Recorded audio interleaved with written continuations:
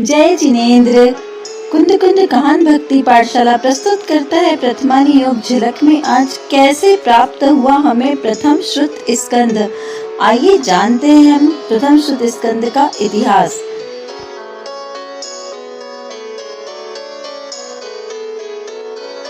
तो हम चलते हैं जम्बू द्वीप के भरत क्षेत्र के हुंडा और सर्पणी काल के पंचम काल में, जहाँ पर आदिनाथ भगवान महावीर भगवान पर्यंत 24 तीर्थंकर हुए। उसमें से यह 24वें तीर्थंकर के मोक्ष गमन के बाद की घटना है, जब तीर्थंकर परंपरा का अंत हुआ और श्रुत परंपरा में श्रुत केवलियों द्वारा श्रुत की परंपरा अनवरत धारा प्रवाहित बहती रही। 10वें शीतलनाथ से पूर्व कुछ समय के लिए धर्म विच्छेदी हुई। उसके बाद 16वें शांतिनाथ भगवान से पहले धर्म की विच्छेदी हुई और शांतिनाथ भगवान के बाद महावीर भगवान पर्यंत अनवरत धर्म की धारा बहती रही। महावीर भगवान के 62 वर्ष पूर्व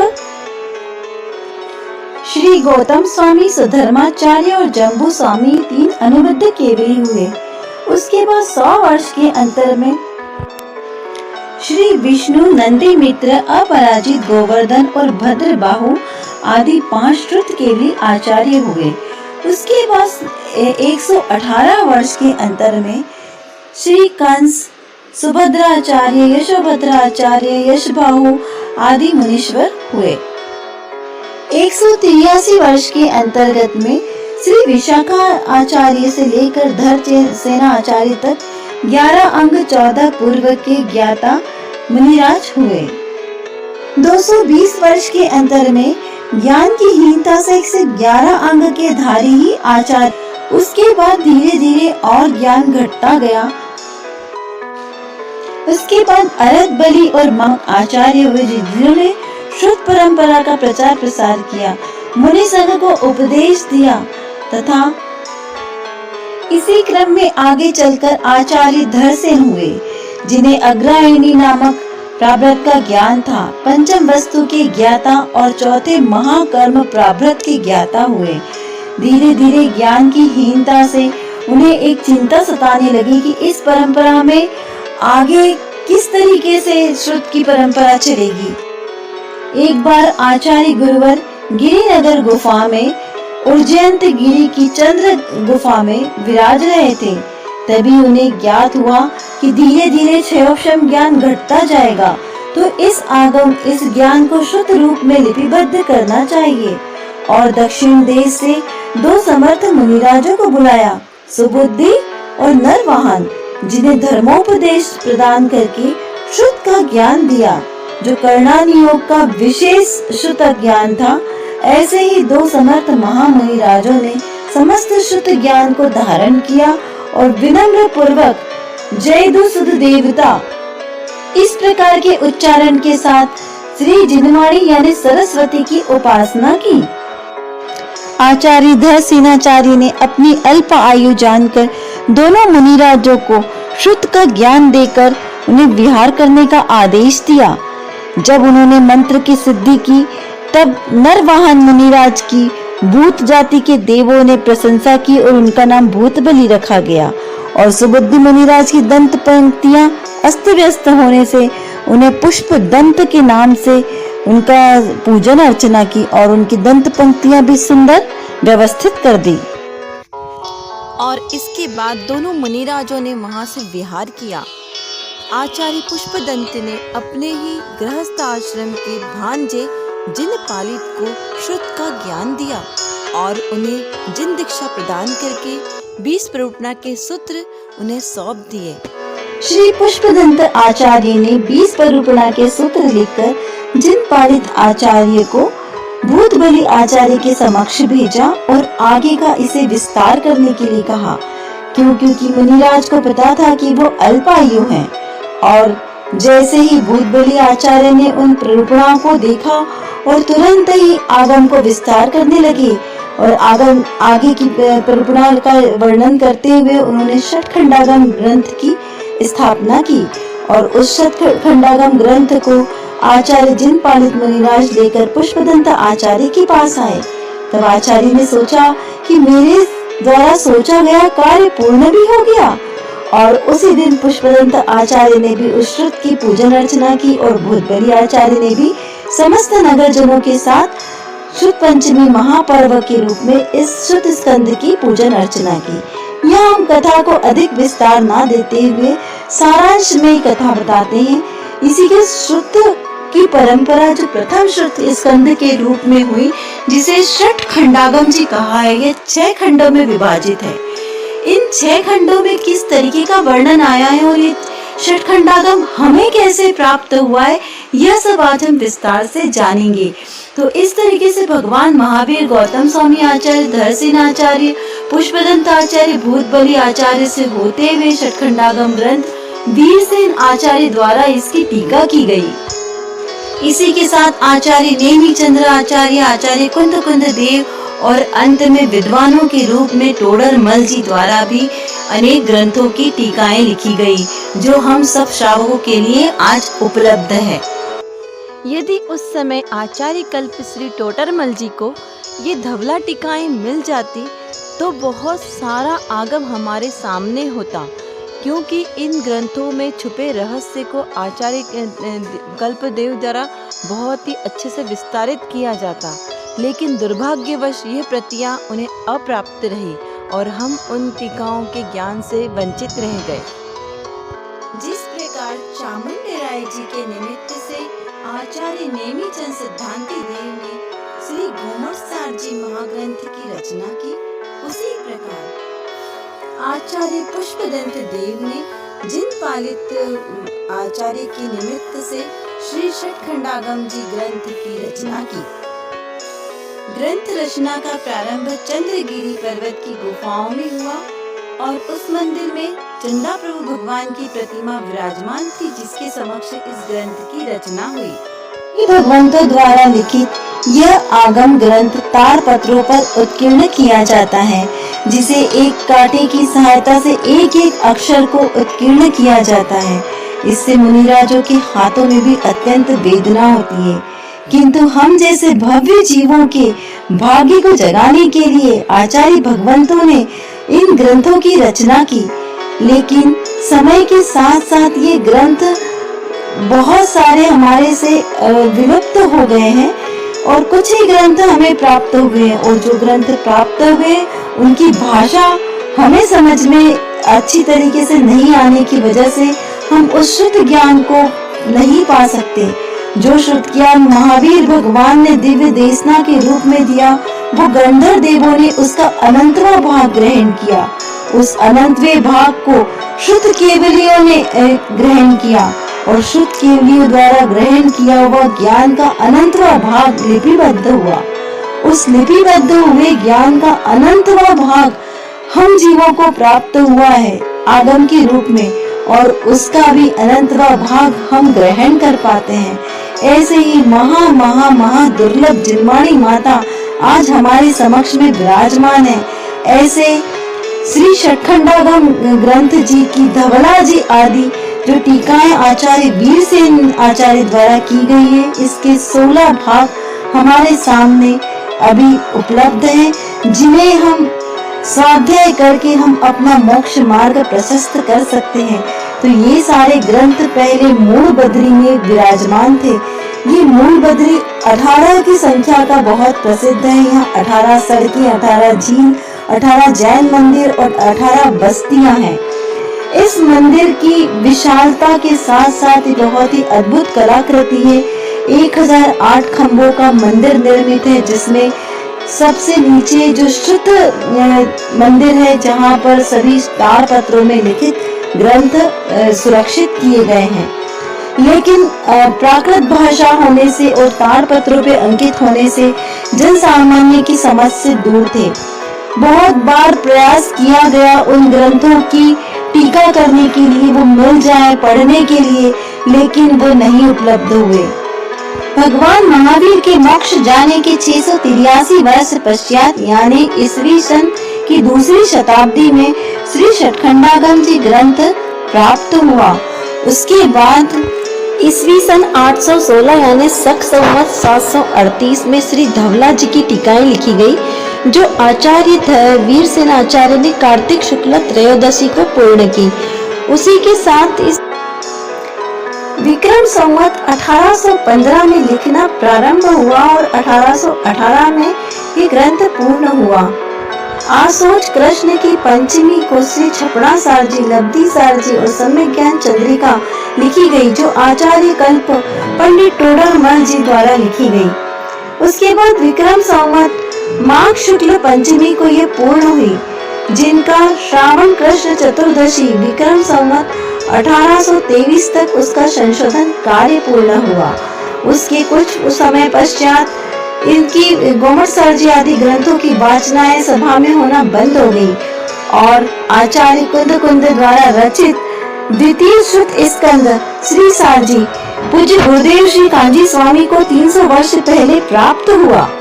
जब विचक्षण ज्ञान के धनी आचार्य कल्प पंडित टोडरमल जी ने इन धवलाजी आदि ग्रंथों को प्राप्त करने की इच्छा जाहिर की और कुछ 7-8 मुमुक्षुओं का संग मूल बदली गया इस ग्रंथ को प्राप्त करने के लिए, तब उन्हें यह ग्रंथ प्राप्त नहीं हुआ।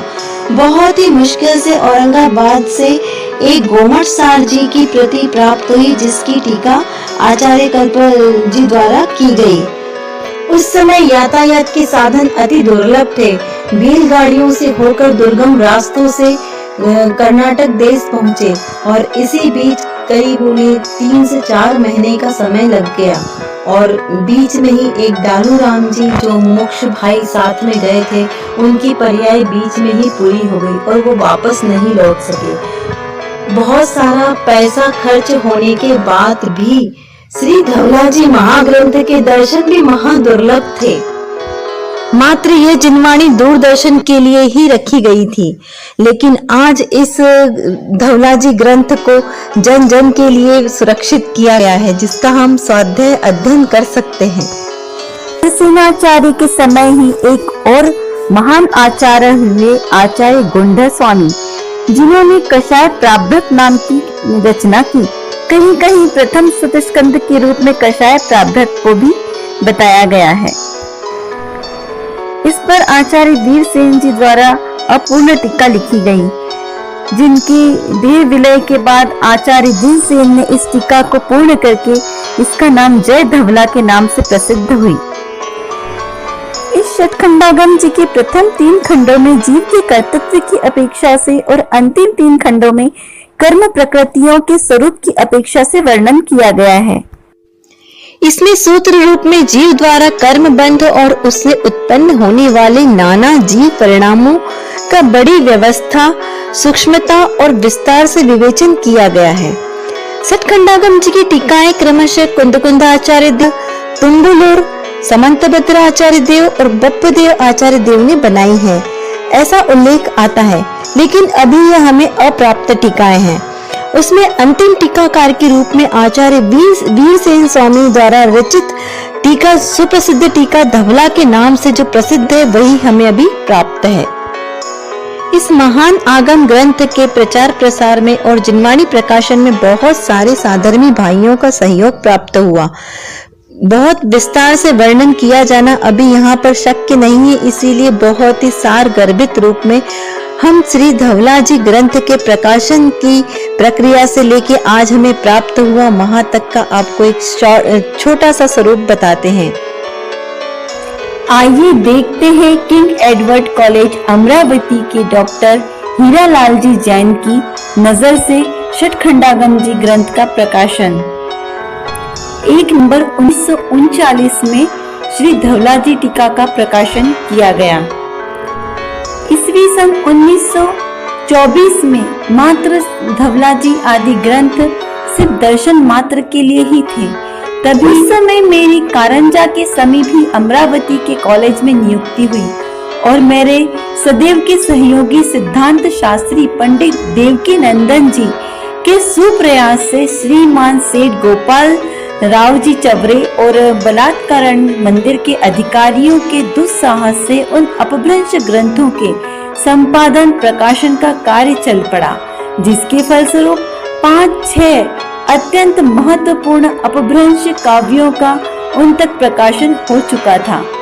मूलबद्री के ही धवलादिक सिद्धांत ग्रंथ की कीर्ति तो बचपन से ही मैंने सुनी है। सन 1922 में मैंने जन साहित्य का विशेष रूप से अध्ययन प्रारंभ किया, किंतु उनके दर्शनों का सौभाग्य मुझे पहले तब प्राप्त नहीं हुआ। हमारे नगर के अत्यंत अनुरागी साहित्य प्रेमी श्रीमान सिंघई जी पन्नालाल जी ने धवल और जय धवल की प्रतिलिपियां कराकर यहाँ के जिन मंदिरों में विराजमान करा दी। अब हृदय में आशा होने लगी कि कभी ना कभी तो मैं इन ग्रंथों को प्रकाश में लाने का अवश्य अवसर पा सकूंगा। और सन 1933 में दिसंबर माह के आखिरी भारतवर्षीय दिगंबर जैन परिषद का वार्षिक अधिवेशन इटारसी में हुआ और उसके सभापति हुए मेरे परम प्रिय मित्र बैरिस्टर जमुना प्रसाद जी समसज्ज। सेठ लक्ष्मी चंद्र जी ने साहित्योद्धारक के लिए 10,000 के दान की प्रतिज्ञा की थी। इस दान के उपलक्ष्य में दूसरे ही दिन प्रातःकाल उपस्थित समाज ने सेठ जी को श्रीमंत सेठ की पदवी से विभूषित किया। सेठ राजमल जी बड़जात्या और श्रीमान लखतमल जी वकील जी के सहयोग से सेठ जी के उक्त दान का ट्रस्ट रजिस्टर करा दिया गया और यह भी निश्चित किया गया कि उस द्रव्य से श्री धवलादिक सिद्धांत ग्रंथों के संशोधन प्रकाशन का ही कार्य किया जाएगा। अब पहली चिंता तो धवला जय धवला जी प्रतिलिपियां प्राप्त करने की हुई। उस समय इन ग्रंथों को प्रकाशित करने के नाम से ही धार्मिक लोग चौकन्ने हो जाते थे और उस कार्य के लिए कोई प्रतिलिपि देने के लिए तैयार ही नहीं होते थे। ऐसे समय में श्रीमान सिंघई जी पन्नालाल जी ने व अमरावती की पंचायतें अपने यहाँ की प्रतिलिपियों का सदुपयोग करने की अनुमति दे दी। इन प्रतियों के ग्रंथों का परिमाण बहुत विशाल था। विषय अत्यंत गहन और दुरूह भाषा, संस्कृत मिश्रित प्राकृत और प्राप्त प्रति बहुत अशुद्ध व स्खलित हुई थी, क्योंकि बहुत जीर्ण शीर्ण अवस्था थी। हमारे सम्मुख जो धवला जी और जय धवला जी की प्रतियां थी, उनमें से भी जय धवला जी की प्रति सीताराम जी शास्त्री की लिखी हुई और दूसरी की अपेक्षा कम अशुद्ध थी।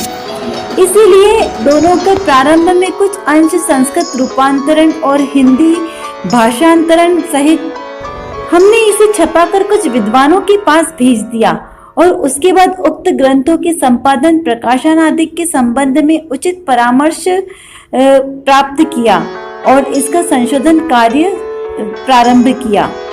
सर्वसम्मति जब प्राप्त हुई तब उन पर मैंने संपादन कार्य के विषय में निम्न निर्णय लिए गए। पहला, संपादन कार्य कल से ही प्रारंभ किया जाएगा, क्योंकि रचना क्रम की दृष्टि से तथा प्रचलित परंपरा से इसी का नाम पहले आना चाहिए। दूसरा, मूल पाठ एक ही प्रति के भरोसे न रखा जाए। समस्त प्रचलित प्रतियां एक ही आधुनिक प्रति की प्राय एक ही हाथ की नकल होते हुए भी उनमें से जितनी मिल सके उनका उपयोग किया जाए तथा मूलबद्री की ताड़पत्रियों की प्रति से भी मिलान करने का प्रयत्न किया जाए और उसके अभाव में सारंगपुर में जो प्रति थी उसके मिलान का उपाय किया गया। मूल आगम के अतिरिक्त अनुवाद किया जाए। संस्कृत छाया न देने से जो संस्था की बचत होगी उसमें अन्य प्राचीन जैन ग्रंथों से तुलनात्मक टिप्पणी की जा सकती है। ऐसे ग्रंथों का संपादन प्रकाशन में कोई ऐसी उतावली ना की जाए जिससे ग्रंथ की प्रामाणिकता में अशुद्धता या त्रुटियां रह जाए। उक्त कार्य में जितना हो सके उतना अन्य विद्वानों का सहयोग प्राप्त किया जाए। सन 1935 में बीना निवासी पंडित बंशीधर जी इस निर्णय को सन्मुख रखकर मैंने संपादन कार्य प्रारंभ किया।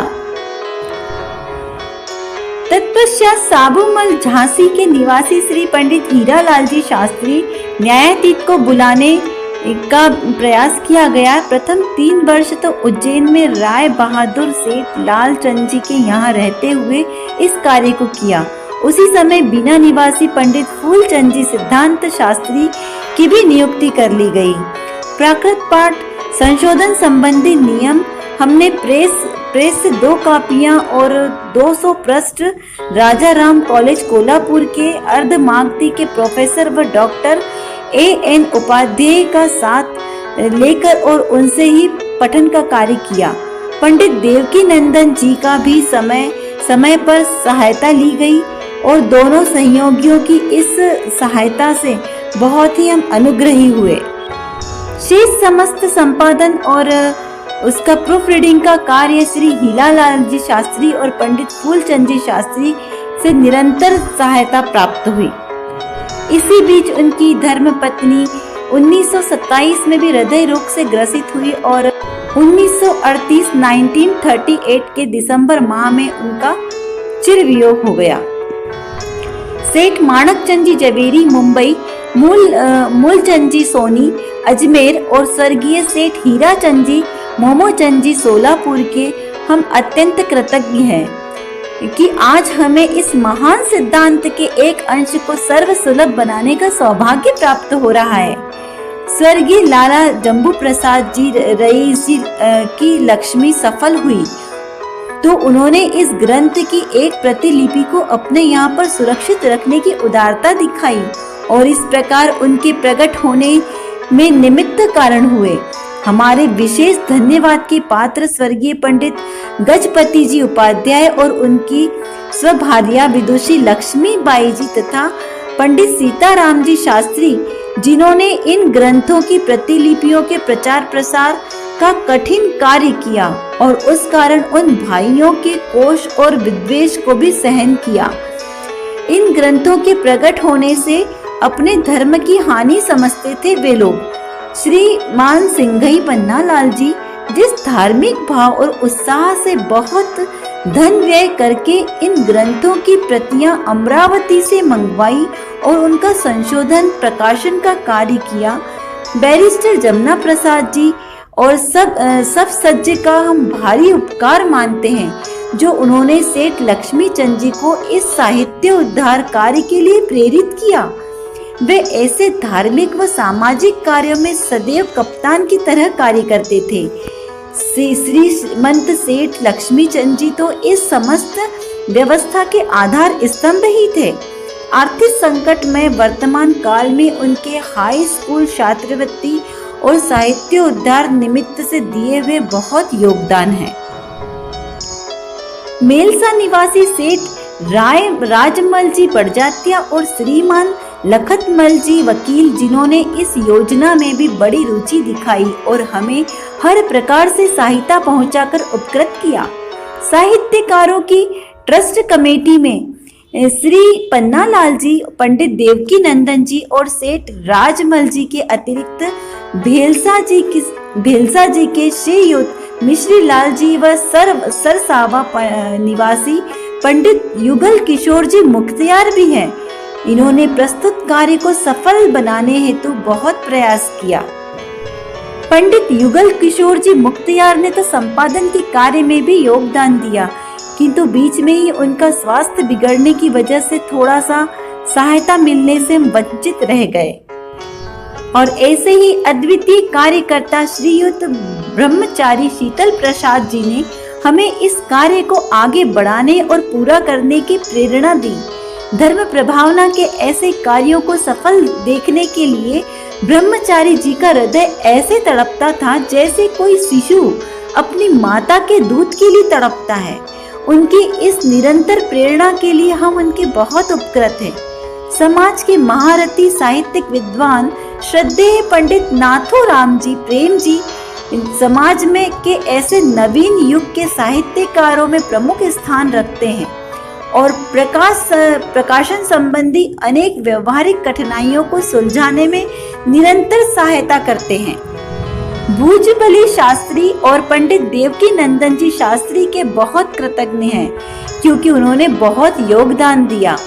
प्रश्नावली का उत्तर देकर हमें मूड़बद्री से और पश्चात सहारनपुर से प्रतिलिपि बाहर लाने के इतिहास लिखने में सहायता की। श्रीमान सेठ रावक जी सखा राम जी दोषी, सोलापुर पंडित लोकनाथ जी शास्त्री, मुविंद्री और श्रीयुत नेमीचंद जी वकील, उस्मानाबाद का नाम विशेष उल्लेखनीय है। अमरावती के सुप्रसिद्ध प्रवीण ज्योतिर्विद श्रीयुत प्रेम शंकर जी बजाज की सहायता की तो हम क्या कहें, उनके ही सहायता से उल्लेखनीय छानबीन और शोध संशोधन की कार्य हम करने में समर्थ हुए। इस ग्रंथ का मुद्रण स्थानीय सरस्वती प्रेस में हुआ। इस प्रेस के प्रोफेसर मी.टी.एम. पाटिल को हम हार्दिक धन्यवाद देते हैं कि उन्होंने हमारे इस कार्य में कभी भी असंतोष का कारण उत्पन्न नहीं होने दिया। पुनः हमारे तीर्थंकर भगवान महावीर और उनके श्री धरसेन आचार्य, पुष्पदंत आचार्य और भूतबली आचार्य तक की आचार्य परंपरा की ओर हमारा ध्यान आकर्षित होता है, जिनके प्रसाद से हमें यह साहित्य प्राप्त हुआ। तीर्थंकरों और केवल ज्ञानियों का जो विश्वव्यापी ज्ञान द्वादशांग साहित्य में प्रतीत हुआ था, उससे सीधा संबंध रखने वाले केवल इतना ही साहित्य अंश हमें बचा है, जो धवल, जय धवला जी और महाधवला जी कहलाने वाले ग्रंथों में निबद्ध है। दिगंबर मान्यता के अनुसार शेष सब कालों के गाल में समा गए, किंतु कितना भी शेष हमारे पास जो साहित्य बचा है, वह भी विषय और रचना की दृष्टि से हिमालय जैसा विशाल और महोदधि जैसा गंभीर है। उसके विवेचन की सूक्ष्मता और प्रतिपादन की विस्तारता को देखने से हम जैसे अल्प ज्ञानियों की बुद्धि चकरा जाती है और अच्छे अच्छे विद्वानों का भी गर्व खर्च होने लगता है। हम ऐसी उच्च और विपुल साहित्य संपत्ति के उत्तराधिकारी हैं, इसका हमें भारी गौरव है।